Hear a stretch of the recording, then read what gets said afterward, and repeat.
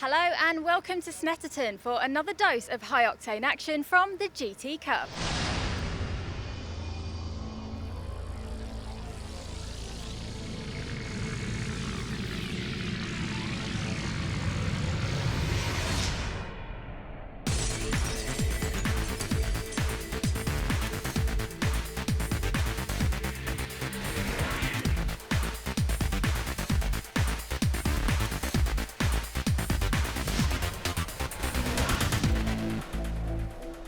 After a weekend of thrills and spills at Brands Hatch, the teams and drivers are out in force and raring to go here at Snetterton.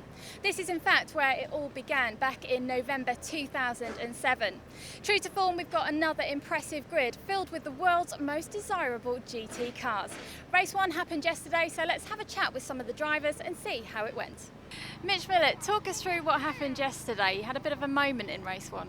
I think we realised that we'd got to the end of the tether with the car yesterday. We sprung her up a bit too hard. It allowed us to get some really good qualifying times, but she was just far too much to handle come the race. And every single lap I came out of Russell's, I was just broadside every time, which I'm told was good for spectators, ultimately not so good for me. I'm here with Pierre, another brand new driver to GT Cup. What was it that attracted you to the GT Cup? I heard a lot about the series, and I want to do as many races as possible to get experience. And I like this track, and some of my teammates were running the GT Cup, and I said I'd give it a shot. Now, yesterday was your first race. How did that go? Well, it didn't went too well because I had a very, very bad start. I tried to went off in second gear, and I had to change gear in the middle of the start, and it didn't work out for me, so I lost one position.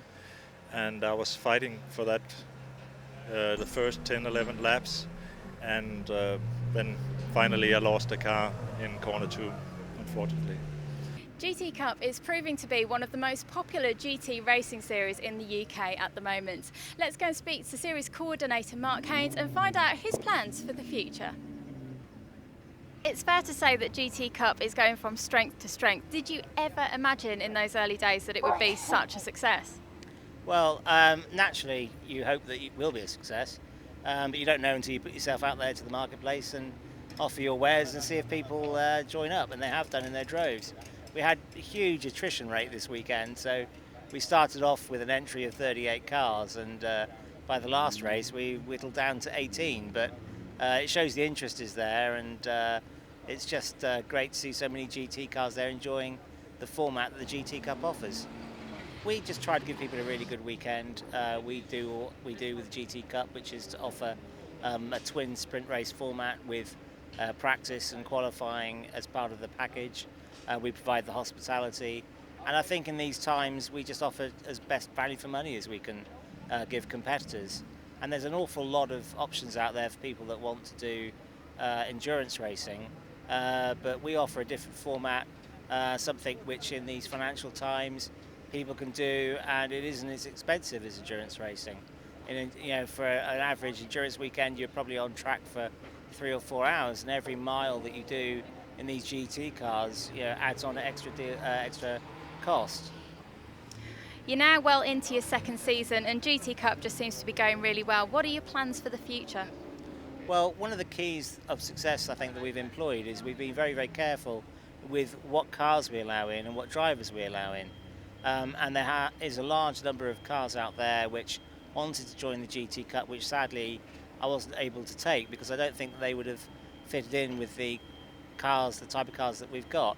But they are good GT cars, and I would like to do something for them. So we're looking at creating a kind of sister series to the GT Cup, possibly going to call it the GT Trophy. It'll be on the exact same format as the GT Cup on the same weekends, but it would be catering for the kind of cars that we haven't allowed in this year, like the Moslers and the TVR Sagaruses and the more hairy Porsches and these more highly modified GTs. Despite a spate of mechanical failures causing several retirements this weekend, we still have a very impressive 27 cars lining up for race 2. On the front row, it's an American muscle car head-to-head. Mitch Millett in his Corvette will be hoping to take his maiden win from Mike Gardner in the Dodge Viper. In Group 2, Andy Ruin is taking pole position for the very first time in his Porsche 997. Let's take a look at the grid. Cars making their way out on circuit, then ready for the second GT Cup race of the weekend. And as Charlie says, it is the American muscle cars at the front of the grid. Viper for Mike Gardner takes on Corvette of Mitch Millett. Then on the second row of the grid, the Aston Martin of Barry White alongside the BMW of Matt Selden. Andy Ruin shares row 3 with Piers Slipsager, and then there's Leon Price, Ian Hartley, Aaron Williams and Marco Pullen to round out the top 10. But lower back on the grid, you've got Michelangelo Segretore with his Lotus 22nd. He's going to be one to watch. Colin Simpson's Marcos Mantis lines up 27th. And Steve Taylor with his Lotus at the very back. And that normally is a very quick car. Rolling start as ever for the GT Cup. The lights go out now. The race underway. Who's going to make the run down towards Riches for the first time? It looks like it's going to be Mike Gardner who hits the front. Yes, he does, in the blue and white Viper. But then Barry White tries to challenge on the inside there. He goes second. Mitch Millett in the Corvette drops to third. Matt Selden fourth in the BMW as they turn their way now up towards Sear for the first time. Snetterton is very much a Viper circuit as Piers Slipsager goes up the inside and there's contact and he gets all sideways and spins, does he? He's on the grass then in the Ferrari trying to sort himself out, but it swaps ends. Piers Slipsager in trouble, and also off the road at the very first corner is Bertie Carruthers, and it looks as though his Porsche, the 996 shaped Porsche GT3, may be going no further. Mike Gardner though leads the way, coming out of the S's up towards the bomb hole for the first time in glorious conditions here at Snetterton, part of this very popular Lotus Festival this weekend. Big crowd here to watch the action as well, and Mike Gardner leads the way. He had a win at Silverstone, he had a win earlier on here this weekend as well. So Gardner up front building the lead, over in second place Barry White and Mitch Millett. 88 Leon Price going through there, just ahead of Ian Hartley as Barry White hustles the Aston Martin DBRS 9 out of Russell, up over the start and finish line under real pressure though now from Mitch Millett and the Corvette, who comes up alongside him.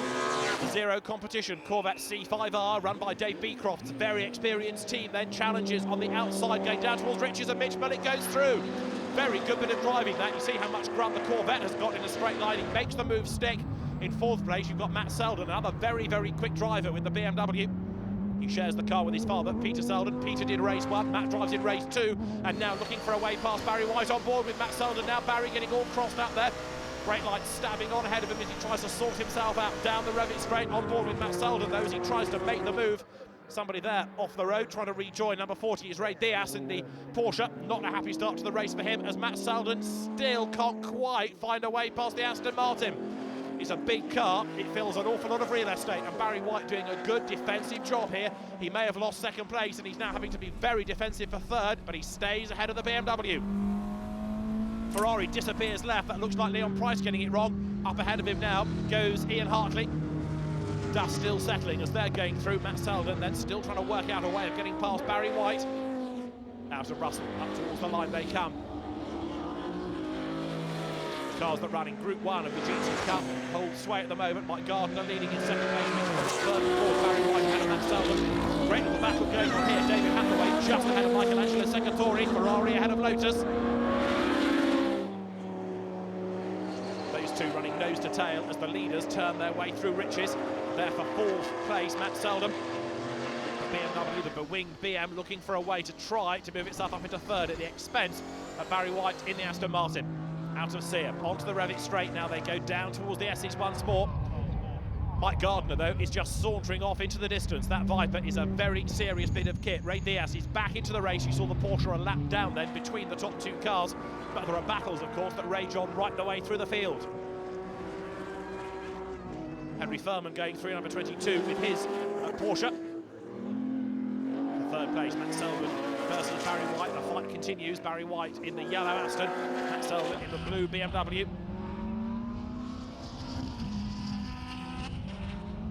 Steve Taylor there in the red and white Lotus up from the back of the grid, working his way quite effectively, in fact, through the traffic. One of the Group 3 cars. Number 10 BMW is Keith Webster, the car run by Jeff Steele, who's a very experienced BMW preparer and indeed racer. Jeff himself had a race win in another series a week ago at Brands Hatch, for example. Now there you've got number 18 Barry White fending off, but for how much longer? Matt Selden. Those two cars virtually nose to tail now as they make the run up over the start and finish line, on board with Matt Selden, working hard as Henry Furman in the meantime tries to keep at bay Keith Webster with his BMW.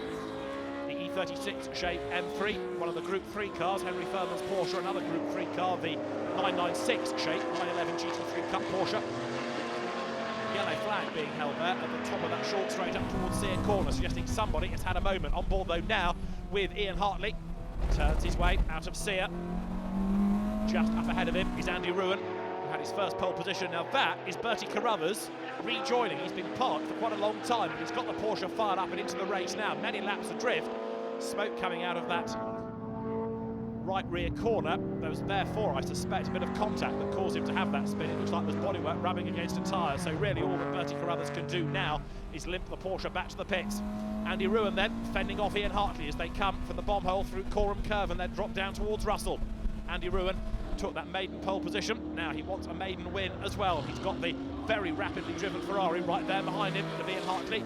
Porsche versus Ferrari, these at the moment, the sort of cars battling in the FIA GT2 class, in the FIA GT Championship. They're doing it in GT Cup as well. Find a GT Championship anywhere around the world, any regulation, and you'll probably find Ferrari and Porsche going head to head. They are nose to tail then, these two cars, as they turn their way through Riches up towards Sear. Andy Ruin for the moment holds the place. Across the line now comes Steve Taylor, really hustling on to great effect in the Lotus Exige. The next target for him is Keith Webster. Remember, of course, Taylor is up from the back of the grid. He started 29th on the grid, so he's done an awful lot of overtaking so far, and there's yet more to come from him. On board now with Ian Hartley as he turns his way left and then right through the S's. Andy Ruin in the Porsche is just not getting away from him. Tied together, they turn through the bomb hole. Ian Hartley looking for a way through. There's a slower car ahead, which I think may be Ray Diaz. Yes, it is. Ramon Diaz, who gets out of the way. Round the outside of him, they turn now through Coram Curve and down towards Russell. Andy Ruin having to go defensive here in order to keep at bay Ian Hartley's Ferrari. These two cars absolutely tied together as they come out of Russell. Up front though, Mike Gardner leads the way, and there's more right after the break.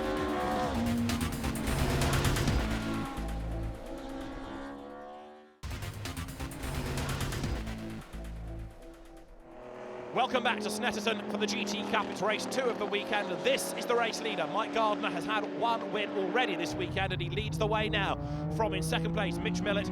The Dodge Viper Competition Coupe leads the Chevrolet Corvette C5R. Gardner ahead of Millett as they make the run down the Revit straight, but has Mike Gardner got a problem? The car fading just a little bit, and Mitch Millett now is about to pounce as they come down towards the S's. Mike Gardner had a big lead. That has been completely eroded, and Mitch Millett right on his tail.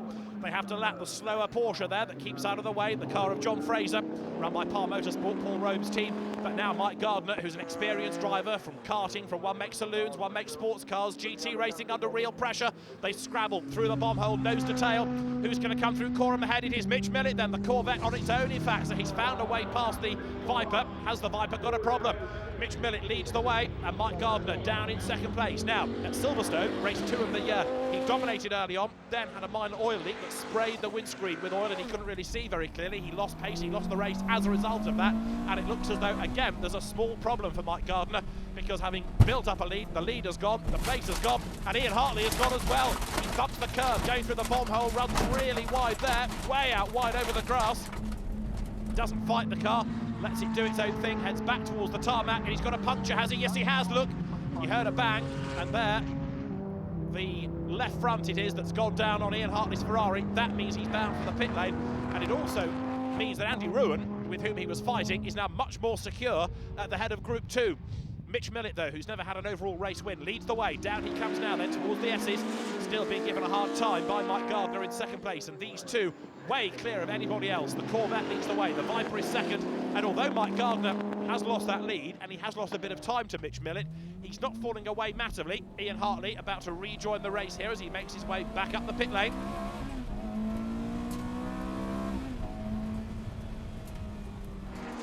Goes over the blend line, back onto the track. He's rejoined the race then. He's lost a lot of time, and that car is going to be way, way down the order. In fact, just looking now, he has lost 2 laps on the race leader, so it's a fairly forlorn hope, but at least he's still out there, still circulating. Piers Slipsager had a spin on the opening lap. Another driver, therefore, playing catch-up, moves himself through on the inside of the BMW of Keith Webster, going around Riches. Henry Furman Porsche. He's going to be the next target for a very experienced, very quick driver here at Slipsaga. It was a Sear, the corner he's just come out of, then he had that spin on the opening lap, and here he comes then now, down the Rowett straight. The M-Tech run, Ferrari 430 GT3 about to gain another place. Here's Slipsaga, who's done a bit of brick car racing, knows a few of the British circuits, lines himself up to have a go on the inside there. Can't yet sort out the Porsche ahead of him. Ray Diaz it is, who turns his way through the S's up towards the bomb hole now. Barry White is still going strong in third place. He's got Matt Selden still challenging him. These two have been nose to tail pretty much for most of the race. Matt Selden there just runs a little bit wide coming out of Riches. Hooks a wheel onto the dirt. That will compromise him slightly, and he's sideways as well there, going out of Sear corner. Onto the Revit straight now. Aston Martin leads BMW. On board with Matt Selden. Very experienced BMW racer. Very competent driver indeed. Won't be long, I think, before he gets himself back into contention with Barry White's Aston Martin. And Barry, somebody else, after a long time spent in the British GT Championship, where he was quick but occasionally erratic, has calmed down quite a lot as a driver in the last 12 months. He's a far more complete driver than ever he was, and he's really working hard now to keep Matt Selden at bay. And Matt's car getting very oversteery as the race wears on. You saw him get a wheel out of line at Riches. He was sideways at Sear. The onboard shot there coming out of the bomb hole showed he was really sawing away behind the wheel. He's really brave on the brakes though, coming down now towards Russell, and Matt Selden needs a good exit from this little complex of corners to have a run. As for the race lead, Mitch Millett is back under pressure, look. Right there behind him all of a sudden is Mike Gardner. Now there's more and more traffic further up the road that they need to be aware of. The Aston Martin of Will Goff, as Mike Gardner dives up the inside and retakes the race lead. Mike Gardner then in the Viper gets the lead back, and now the question is, what's happened to Mitch Millett's car? Has that got a problem? Here for third place, still running together, Barry White is keeping Matt Selden at bay. Matt this time a little bit smoother through Riches. What about at Sear? Yeah, it doesn't look too oversteery this time. Onto the Revit straight. The Aston Martin keeps the BMW at bay, and in fact in a straight line. Barry just edges away by a length or two, but then locks up under braking at the end of the Revit straight. All of that tar smoke is ahead of Matt Selden. Barry White scrabbles round the corner. If there's a gap on the inside, yes there is. Matt Selden goes for it, and off the road is Barry White. It was more therefore perhaps than just a brake lock. Let's see whether he's got a tyre problem. He's all over the grass, of course, having come into the S's on the wrong line. It's very hard to wrestle the car through the sequence of corners and get back onto the right line. Eventually he just runs out of road and goes onto the grass. So can Barry White carry on? Mitch Millett also, he's getting slower and slower and slower. It looks as though the Corvette is bound for the pit lane. So Matt Selden all of a sudden is about to inherit second place. Millett goes for the pits. Barry White went rally crossing, remember. There's a mechanical warning flag, and also there you see the board being held out for other drivers with woes, Mitch Millett being one, who heads straight to Parc Fermé, doesn't even stop in the pits. That's his race run. Now, there is Andy Ruin, who is now in third place overall, as well as being the Group 2 leader. In the twinkling of an eye, as they say, an awful lot has happened to really shuffle the order here. And Mike Gardner is back in contention. He's back up front. He's had one win here this weekend. He's had a win at the start of the season at Silverstone. That mechanical warning flag, by the way, the meatball flag there for Alwyn Williams with his JMH run Ferrari 430. Charlie said before the race began, it has been a fairly arduous weekend. One or two drivers suffering mechanical woes in race one, one or two more struggling perhaps because of the high temperatures here this weekend. In race two, that's Alwyn Williams' car, isn't it? There you can see with the rear diffuser dragging along the ground. The scrutineers want him in the pit lane, and he will oblige this time. That mechanical warning flag, the meatball flag, says there's something wrong with your car you may not be aware of. He'll be aware of it now as Alex Martin there in the Porsche keeps Keith Webster at bay. The wing BM goes into the bomb hole. Keith Webster, another driver, really doing a remarkably good job here with the Group 3 spec E36 shape BMW M3. The Jeff Steele Racing Run car, a novice driver of course as well. You see the novice cross on the back of Keith Webster's boot lid on the BMW. Right, the scrutineers are happy that the team has done whatever it can do on the car of Alwyn Williams. Sends him back into the race. Ian Hartley, of course, had his puncture earlier on. He's still circulating, turning his way now up through Sear. Ian Hartley is a long way back in 16th place overall. Michelangelo Segatori behind him on the track, but because of the time lost, of course, Ian Hartley here really out of contention in the FF course run Ferrari. Mike Gardner working his way through traffic. Alex Martin goes a little bit wide there. Keith Webster gets the slingshot on him coming out of Sear. Tries to level with the Porsche. They both keep out of the way of the charging Viper, and another Ferrari running out of road there, coming through the very fast right-hander of Coram Curve. That heading back towards the circuit is Marco Pullen. That would have done his tyres no good whatsoever. Very fast corner. His corner curve just ran out of road, bounces all over the grass. And often, if you do that, it can spell disaster. So Marco Pullen back onto the track and count himself pretty lucky. Another car that we have lost there, sad to say. Looks like being John Wilson's TDR Zebra. That car parked by the side of the road, the APM Automotive entry. Another retirement, but there are still enough cars on track to give this very big crowd at Snetterton plenty to look at. And Mike Gardner's Viper having a great weekend. The More Racing Run car leads the way as he turns now through Sear Corner back onto the Revit Straight. And that and the Pit Straight, two ideal chances for that car to stretch its legs around here. If ever a GT car was made for a British circuit, it's the Viper for Snetterton because of these two long straights. Granted, the S's and Russell are a bit fiddly, but it can certainly compensate for that by stretching its legs in a straight line. Webster diving up the inside here, coming into the S's, goes ahead of Alex Martin, or does he? They're still side by side. There's contact between the two. Webster comes off worse, round he goes, and the car spins itself onto the grass on the inside of the circuit. Hopefully he'll be able to rejoin from there. Yes, he does. Keith Webster back into the race, Wiper on briefly. BM picks up pace once again, rejoins, but that wasn't really his fault. I think he had the line for the corner, and just a little nudge from Alex Martin was enough to unsettle him, spin the BMW around, and Martin, who is ninth, has now got Henry Furman right up behind him. The two Porsches here coming out of Russell together, both of them the earlier 996 shape. That is Will Goff, who is set for another win in Group 4 in the Aston Martin N24. But Mike Gardner is about to do the double here at Snetterton this weekend. It'll be 2 wins in 2 races, and this Viper still proving it's going to take an awful lot of stopping in the remainder of this year's GT Cup. It counts down up towards the checkered flag. Viper, Snetterton, More Racing, Mike Gardner, the perfect combination as he comes across the line now to win here at Snetterton. So Mike Gardner, the winner by an enormous margin in the end of over 43 seconds from Matt Selden. Andy Ruin third, taking his first class win, and fourth going the way of Leon Price. Marco Pullen is the Group 3 winner, ahead of Steve Taylor up from the back of the grid and Michael Simons. Will Goff wins Group 4, ahead of David Bottrell and David Hathaway. Group 1, Gardner, Selden and the recovering Pierre Slipsager, Andy Ruin, Leon Price. Ian Hartley, the top 3 in Group 2.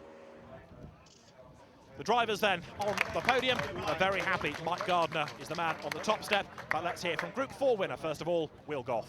6th win out of 6 races. Yeah, no, it's going quite well at the minute. You know, it's this weekend's been hard work. It really has. I mean, yesterday David really pushed me for every inch, and it was not easy. Today, start was a bit hectic, and I really thought, right, I'm just going to go for it and just try and get a bit of a gap from Dave, and it managed to work. And I'm here again on top step again, so pleased, really pleased. We've done very well, 5th overall, so first in class. Very happy. And how's the car feeling? Can't swear, but it's awful, absolutely awful. Down the straights it was fine, we got stuck in so many gears, and it's just really was a battle. But yeah, we'll get it fixed by the next round. Andy Ruin, maiden win for you. How was that? A long time coming, that was. A long time coming, and absolutely I'm ecstatic. Fantastic. It's amazing what a little bit of plastic can do for you, and I'm absolutely over the moon. Really superb. Mike Gardner does a double at Snetterton. You must be thrilled. I'm absolutely thrilled. I knew the Viper would be the car to have at Snetterton. I must admit I underestimated the Corvette. The Corvette was probably quickest today, but he expired, so same for him, but really good for me. The GT Cup is attracting some of the largest grids in UK GT racing, and after that race, well, it's easy to see why. For all the latest information, visit the website gtcup.co.uk. Join us for our next instalment when the GT Cup will be heading up to Alton Park.